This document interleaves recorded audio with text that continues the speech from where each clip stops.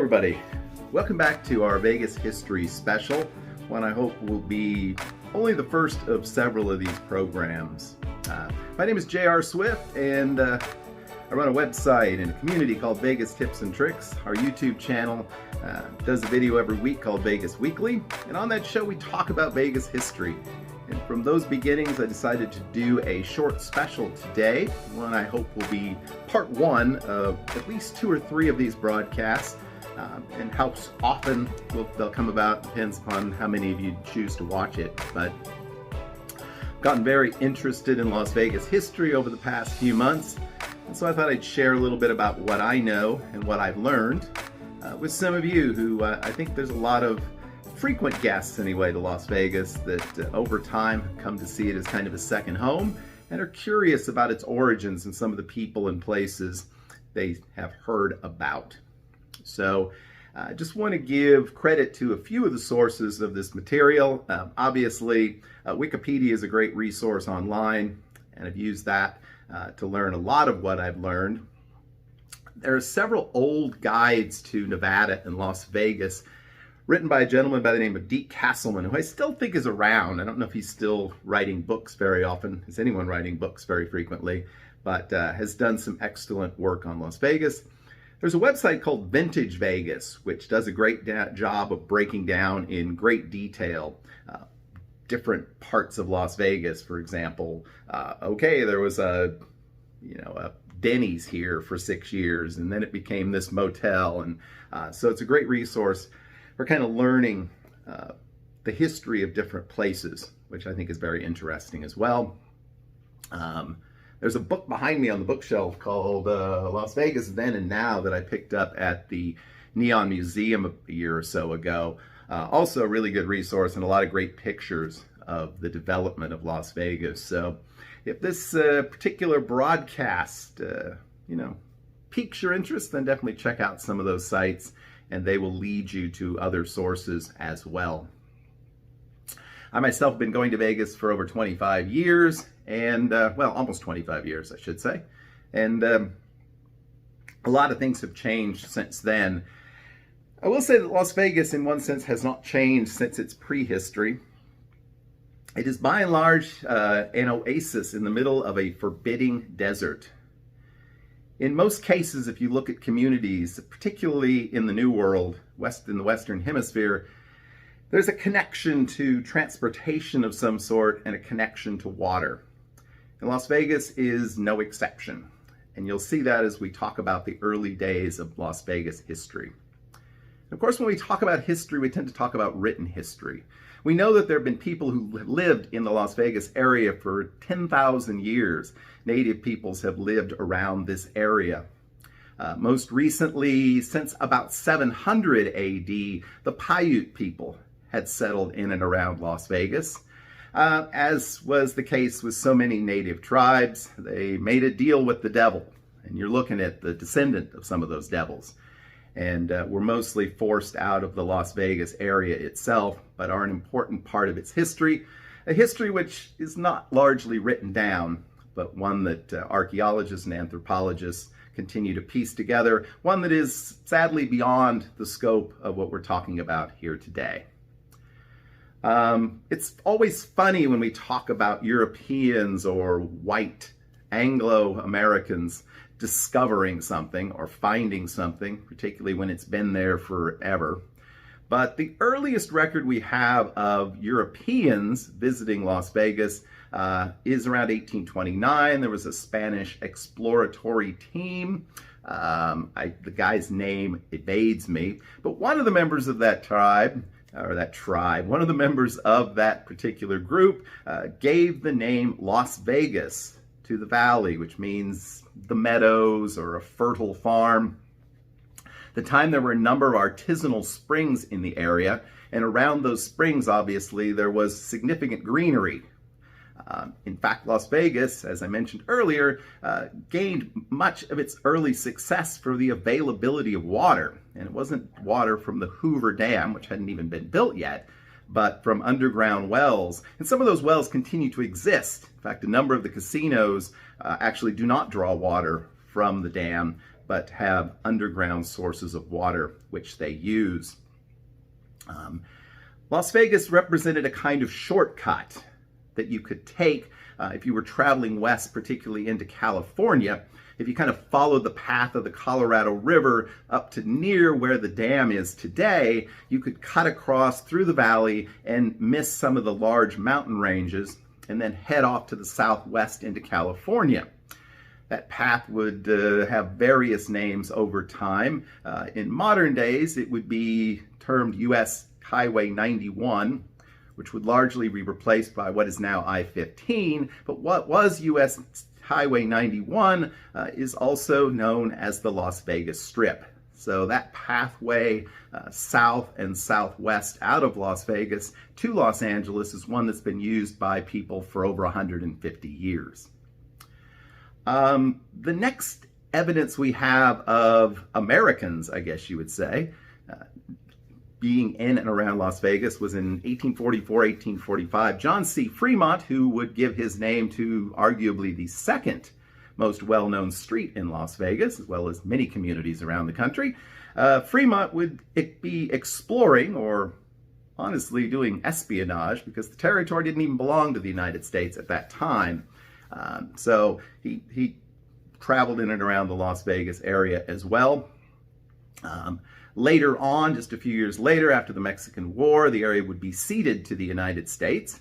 Originally, the little chunk of land where Las Vegas is was part of the Arizona territory, which isn't really that important, except, I guess, if you're Arizona today.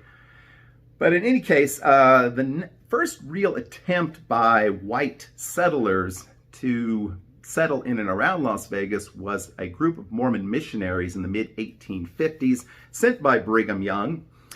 It would only last a few years. And it wasn't just the temperatures and the isolation. There was some conflicts with miners.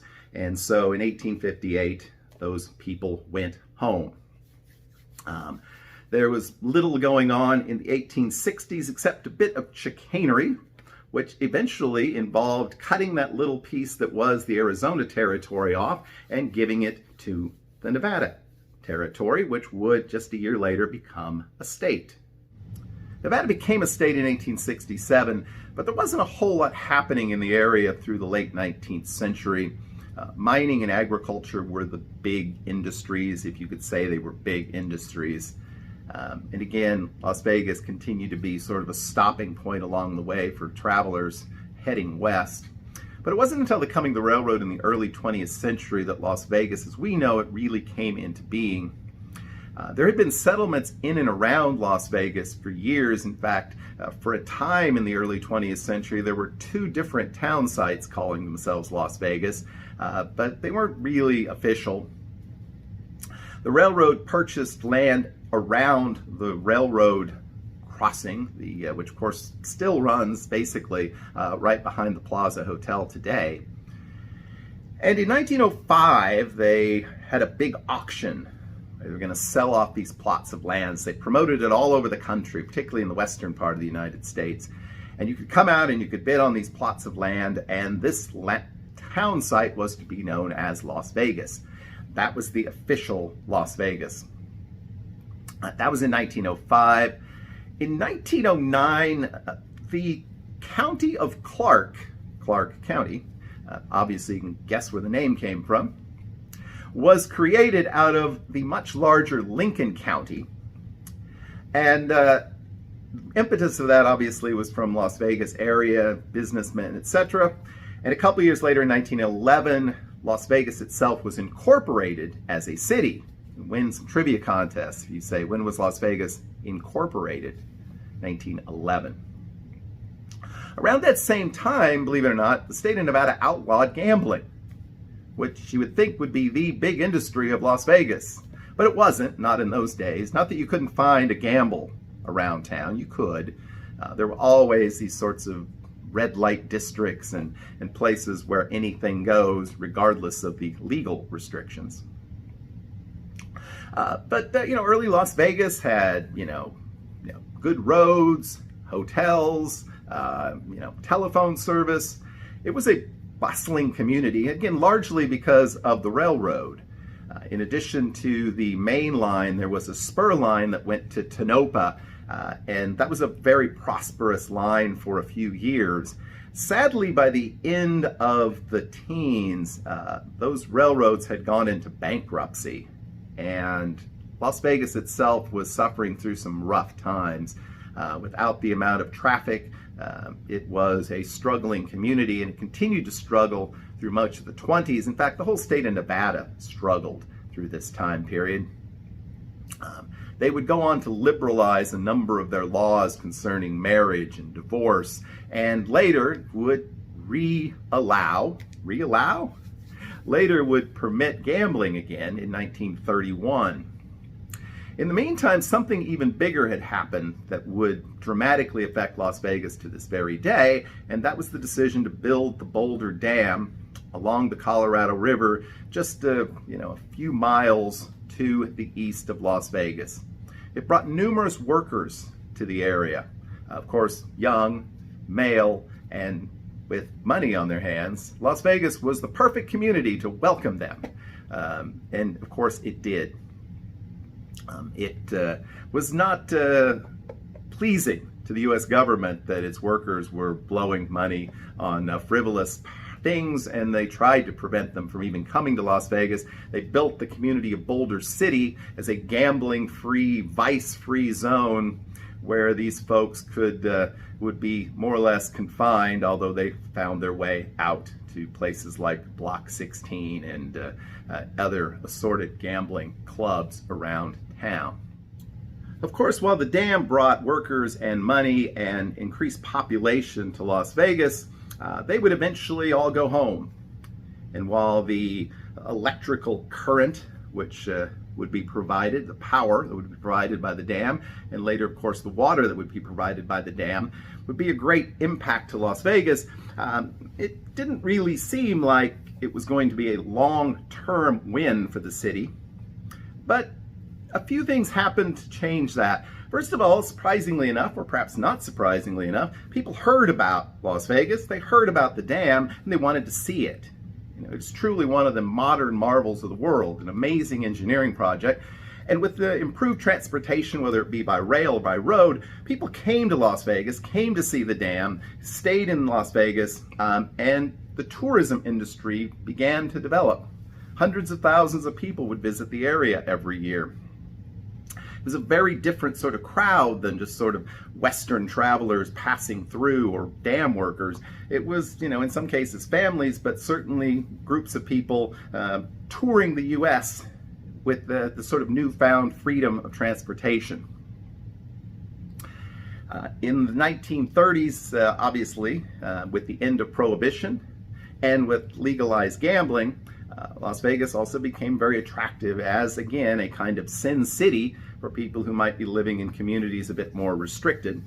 It would attract investors, some of them legitimate, some of them on the edge of the law, shall we say. The 30s would see the rise of large gambling clubs, including ones on what we now know as the Las Vegas Strip. The Paradise Club and the Red Rooster were a couple of the early ones.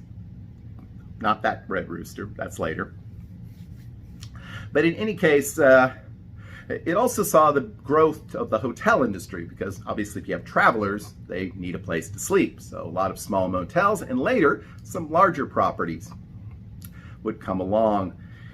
Another huge impact was World War II. It would alter the way in which Las Vegas would be marketed, but it would also provide ultimately a permanent Air Force base north of town, which we now know as Nellis Air Force Base. But it would end Las Vegas as the kind of Wild West place where anything goes.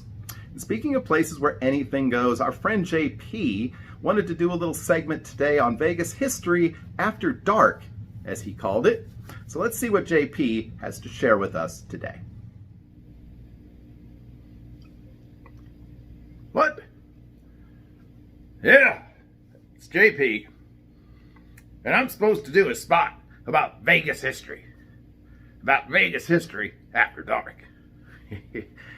A lot of you fools probably heard of Block 16. And you think it's a fancy food court at your fancy Cosmopolitan. But the original Block 16 was so much more. It was a place where a nice gentleman like me could get a drink and a little bit more, if you get my drift.